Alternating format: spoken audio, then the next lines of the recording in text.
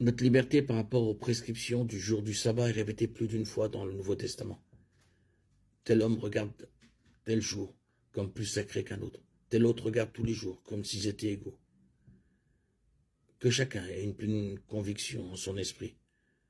Celui qui considère un jour comme spécial le fait pour le Seigneur. Romains 14, 5.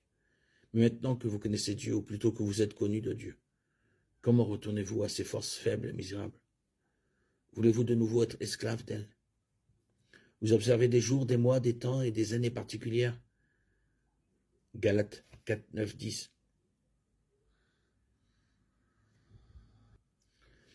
En 321 après Jésus-Christ, le jour du Shabbat, du samedi, est passé au dimanche.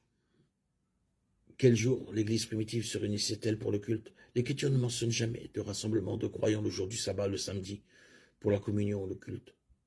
Cependant, il existe des passages qui mentionnent le premier jour de la semaine. Par exemple, Acte 27 déclare que le premier jour de la semaine, nous nous sommes réunis pour rompre le pain. Dans 1 Corinthiens 16, 2, Paul donne cette instruction, que chacun de vous mette à part le premier jour de la semaine une somme d'argent proportionnelle à ses revenus. Puisque Paul désigne cette offrande comme un service dans 2 Corinthiens 9, 12, cette collecte doit avoir été liée au service du dimanche de l'Assemblée chrétienne. Historiquement, c'est le dimanche et non le samedi qui était le jour de réunion normale des chrétiens dans l'Église.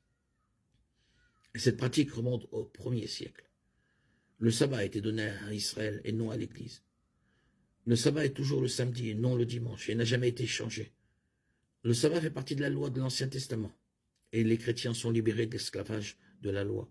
Galates 4, 1, 26.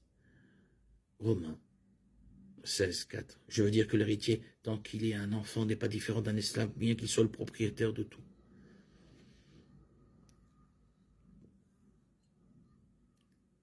Car le péché n'aura aucun pouvoir sur vous, puisque vous êtes non sous la loi, mais sous la grâce. Romains 6, 14.